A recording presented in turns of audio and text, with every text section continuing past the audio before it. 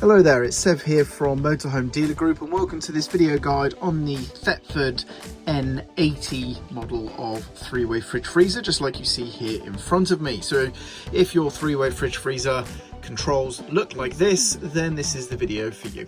This is going to be a guide that will teach you how to use the controls to get the fridge freezer up and running and used on each of the different settings. Now, this is not an in-depth guide. It's not going to cover any troubleshooting or anything like that. For more in-depth information and support, please do read your instruction manuals or consult the help of an experienced technical professional. Otherwise, this will be a nice good quick start guide to get you up and running with this model of three-way fridge freezer. So let's get started. So the controls for this three-way fridge freezer are simple. We have the energy selection on the left, the temperature control and gas gauge on the right-hand side, as you can see there. Now, just like all three-way fridge freezers, the three energy sources are gas, mains electric and 12 volt.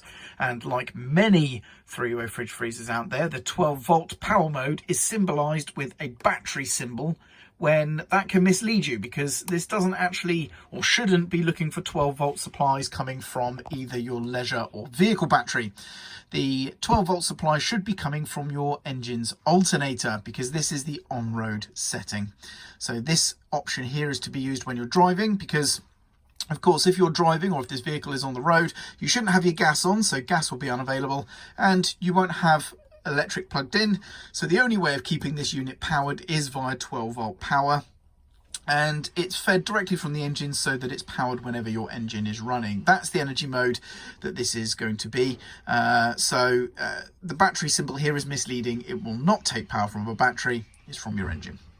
Otherwise, the two main modes of operation are the gas or mains electric options.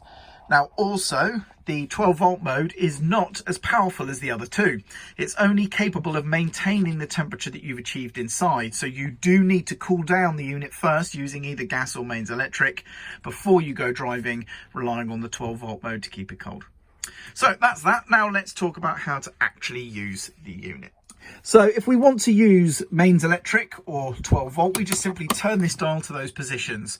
So this is where I would turn if I was about to go driving, and now we would be providing the engines on, running on 12 volt power, and that will maintain the temperature in the fridge. Mains electric mode is as simple as turning to the mains electric symbol, and there we go. That would be now operating on mains electric, and this becomes our temperature gauge. The further clockwise we go to the larger dots there, the colder the unit is going to try and get. Lastly, we have gas. Now, this has an automatic ignition for us, so we turn to the gas position, and then you'll be able to hear, and it might not pick up on camera, but there will be a regular clicking sound coming from the three-way fridge freezer itself. That is the igniter trying to ignite the gas, but the gas won't actually flow until we press this control in. So what we're going to do is we're going to turn to the gas position, listen for the clicking. Once we can definitely hear the clicking, we're going to then push this control in, and then we're going to watch this gauge. This little needle that you can see here is going to move from the white section up into the green section there.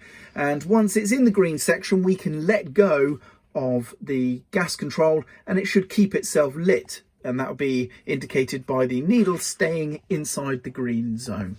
So let's do that now. We're going to turn this to the gas position. Now, I don't know if you can hear that clicking, but I can hear it with my ears. The camera might not be picking it up. But now, because I can hear that clicking, I know the igniter's working. I'm now going to press and hold this in, and we should see that needle move. There it goes. I can also hear the igniter stopped and the gas is lit. I'm going to let go now that it's in the green section, and it should stay there inside the green section quite happily on its own.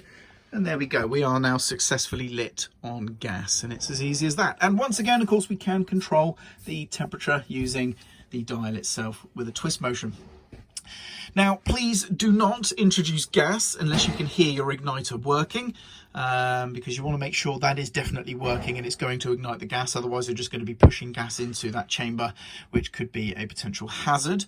And to be honest, that's really all you need to worry about. When the gas is lit, the igniter will stop igniting itself, and you will also be able to see the needle move and obviously I've covered the rest of the process there. So to turn off of gas, all you need to do is move the control to any other position, and that will shut the gas valve off. So we can turn it to off or any other position. So I'm just going to turn it to off there.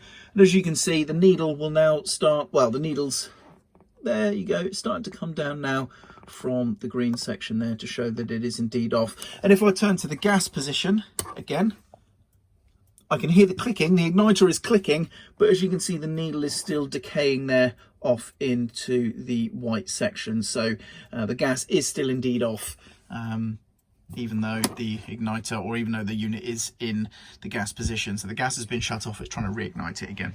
So yeah, all you need to do to turn off of gas is just move that position, that dial to any other position.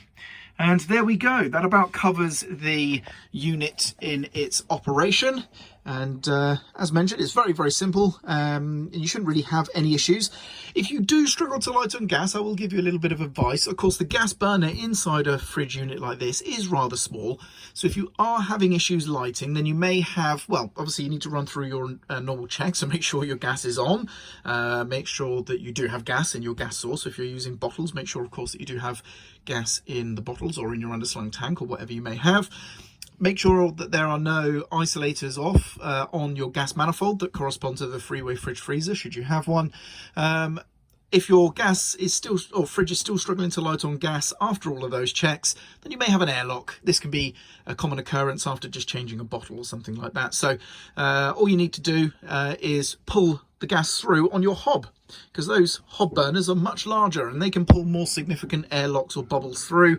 And after running your hob for a sort of 20-second or so period, come back and try your fridge freezer again, and you may find it should light successfully. Of course, if you're really not getting it lit, then you do need to start seeking the help of a technical professional and looking to get it investigated and repaired. But if you are struggling to light on gas, then just simply pulling the airlocks through on your hob first is a good way of potentially solving most gas lighting issues you find with three-way fridge freezers. Anyway, I said I wouldn't cover much of that stuff, and that's all I'm going to cover today. Otherwise, the rest of the operation is simple. We have a catch here that you need to lift down to open the door, and obviously make sure that catch has locked onto the clip there before you go driving. Otherwise, the door could swing open. But otherwise, that is it for operation of your N80 Thetford fridge. I hope this video has been useful for you. I'm Sev, and thank you very much for watching.